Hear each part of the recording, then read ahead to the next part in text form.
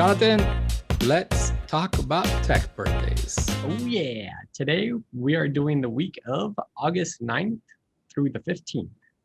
Very cool. And I'll start off with Wilgott Odher. Wilgott. What is he known for? Wilgott. Oh, it's actually Wilgott Odner. Odner? Yeah. So he's a Swedish engineer and an inventor. And so what he came up with was the mechanical calculator.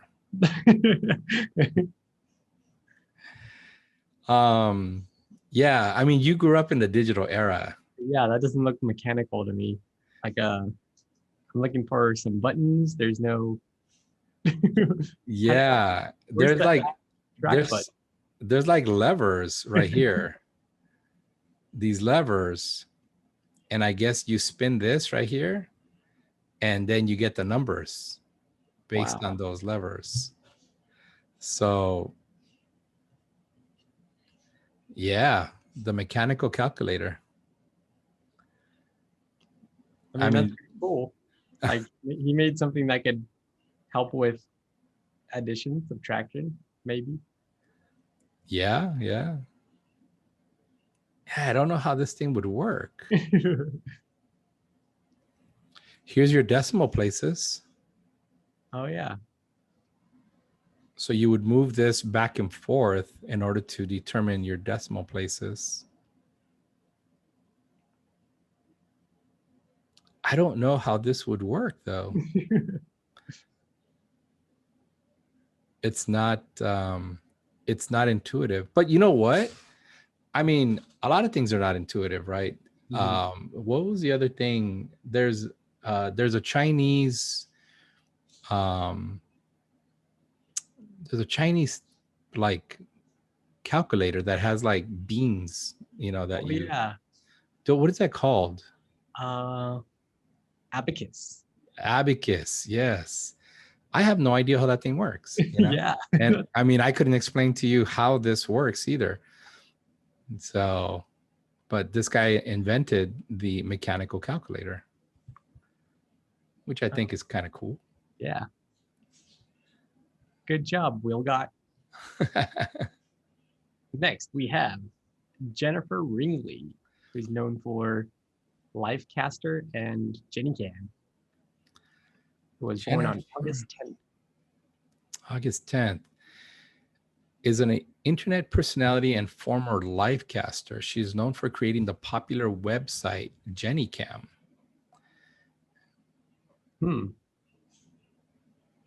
I've never heard of her. I know, and I would imagine you, being the age you are, would have heard of this person. But she also has a website. Man, I hope porn doesn't come up. I apologize if it does, people. I should have probably checked, huh? Was it just her filming herself? Oh, I think the site closed. 2003, yeah. In 2003. So I guess you can go back, check it out. You can go back in time. Yeah. I'll leave that for people. They can go to jennycam.org. Oh, that's on the Wayback Machine. Okay. So her sites has been shut down. Regarded by some as a conceptual artist, Ringley viewed her site as a straightforward document of her life. Oh, look at this. So she was shown nude or engaging in sexual behavior at times, including sexual intercourse and masturbation. Now that's technology if I ever see it. Wow. So, I mean, it almost was a voyeur cam more than anything. Yeah. And so, I mean, she was probably one of the first people that did this too. She just casted her whole life on the internet. Yeah, I would imagine. So her website coincided with the rise of the exemplified 1998 film, The Truman Show. You remember that show? Oh, yeah. Yeah. So The Truman Show was with, oh, what's his name? The comedian. Jimmy Carrey. Jim Carrey. Yeah. Jim Carrey. And then also the TV show Big Brother. I never really, I watched the Truman Show, but I never really got into Big Brother. Big Brother wasn't my thing. Yeah, it's pretty much the same thing. I mean, they record contestants on a reality show 24/7. Interesting. All right. What else do we got? And last, for this week in birthdays, we have Steve Wozniak. Wozniak, yeah. Steve Wozniak. The other Steve of Apple. Steve Jobs, Steve Wozniak, and then the Apple company coffee cup guy. Oh, yeah. Forgot about that guy. Sometimes I feel bad for him, but I also know how Steve Jobs treated Steve Wozniak, and it's like, I don't know who got the better cut of the deal there, Yeah, so Wozniak, I want to say, I don't know. Yeah, he co-founded Apple, and he was a business partner with Steve Jobs, later became the world's largest information technology company. Yeah. So Steve Wozniak was, I believe he was the technical guy behind the Apple computer. Okay. Yeah, he was a guy who was a technical. He did a lot of like the engineering to mass produce and whatnot. Oh, so Steve Wozniak. So here's what happened. In the movie, one of the movies of Steve Jobs' story, because there's two of them, and I forget which one it was in. Mm-hmm. But they wanted to have a smaller case for the computer, and so he tasks Steve Wozniak to fit or to retrofit a larger power supply in that smaller case. And so it was interesting, how he, like, the way I don't want to say he coerced him, but I mean, he's all like, hey, you got to do this. It's like, this has to happen. You don't have a choice. Yeah. It's just, there's no ifs, ands, or buts about it. But what's interesting was that he was born in 1950. Okay. Let me go look for Steve Jobs.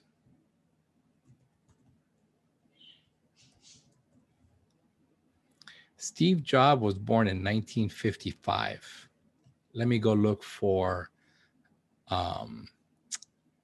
Bill Gates. Bill Gates was also born in 1955. Okay. All right. And there's yet another guy. Let's see. Let me move it over here. Founder of Sun Microsystems. What is his name? Scott McNealy. Scott McNealy. He was born in 1954. What is the commonality on these guys? They're all born in the same era, basically. Within 5 years of each other. Yeah. Right. And I think Steve Wozniak was just before Steve Jobs, Bill Gates, and Scott McNealy. Okay. Mm-hmm. And so what happened was, okay, so they're born in let's just say 1954 and 1955 are the two hot years. Okay. And I believe that there's actually up to 1957, if I'm not mistaken, is the next hot year. Okay. Or, from 54 to 57 are like the 4 years that are hot for computer technology. Mm-hmm. So by the time they were the age of 10, they were it was 1965.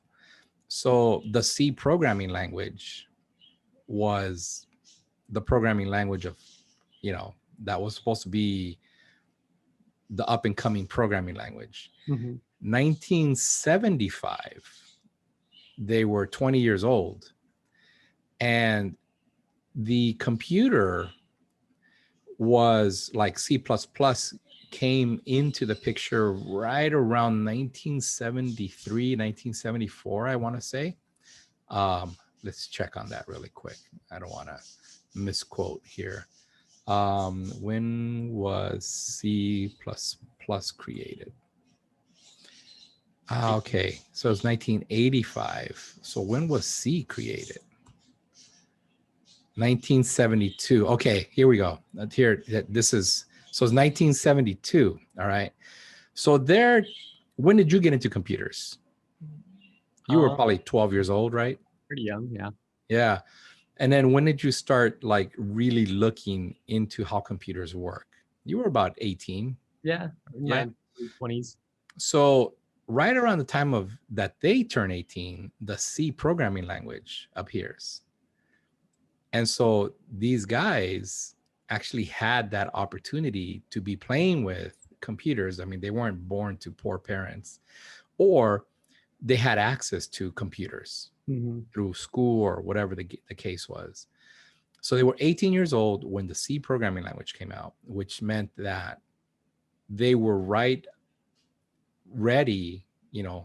to start learning about programming. And so Scott McNealy, Bill Gates, and Steve Jobs all used to write C programs, like the amount of time that a kid nowadays plays Fortnite, and so these guys became really good programmers. Steve Wozniak was born just 4 or 5 years before these guys, so he was a little bit older. So I believe that he, either in his last years of college, began playing around with C, or right after college began playing around with C. I'm sure he knew other technologies, and his degree, I believe his degree was in engineering, if I'm not mistaken. Education, University of Colorado, or he was expelled. And then he went to Berkeley. And so he got his Bachelor of Science in EECS, which is electronic? Yeah, engineering, electronic engineering. Okay, yeah. So yeah, so it almost seems like he jumped on the bandwagon just a little late, but just he caught the tail end of the technology train of learning C and whatnot. You know where I'm going with this? Yeah. And so Steve Jobs, founder of Apple, Bill Gates, founder of Microsoft, and Scott McNealy, one of the co-founders of Sun Microsystems. So there's a book that I read. It's called Competing Against Luck, where he talks about like these three guys, and he went into he talks about elaborately the whole history behind computer technology and what was introduced to the schools, and how these guys had several hours of being able to learn programming and whatnot. And the fact that they spent so many hours learning about programming, it just it paid off. They were able to start up these companies that are just now flourishing and whatnot. Steve Wozniak, I believe, just happened to be how do you call it? Partnering up at the right place at the right time with Steve Jobs, who probably had a little bit more training than Wozniak, in the C programming, I want to say, but I guess the point is that, these guys were born at the right time. Yeah, definitely. To have these elaborate companies and, their knowledge of programming and whatnot. I don't know that they were great business people. I think they were good at what they did, and they hired other people to run the business and help them with it. And so, but yeah, it's a good read, by the way. Competing Against Luck. And I believe it's written by some guy named Christian something, but he talks about Steve Wozniak as well, and how he fit in the picture with Steve Jobs, Bill Gates, and Scott McNealy, how they're all born, within years apart, and Steve Wozniak just catching the caboose of the train, and just got in just in time. So it was kind of cool. I mean, that's pretty cool. Yeah. So, but yeah, Steve Wozniak, definitely hardware guy on the Apple team. Pretty neat. He has a website too. It's called woz.org. I want to say that these are just videos of speaking engagements. Oh, this is interesting.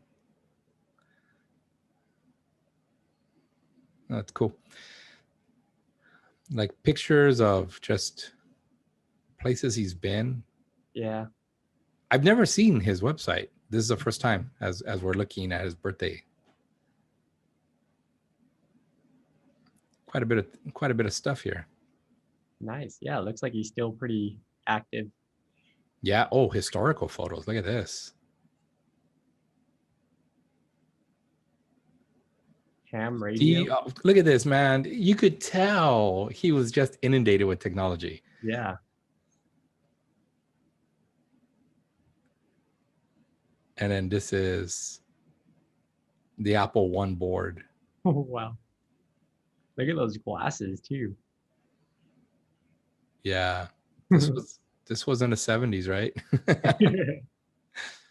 They were all trying to look like the Beatles. That's cool. Cool. Well, yeah, that's all we have in tech birthdays this week. Until next time. Oh, go ahead. Oh, yeah. Peace out.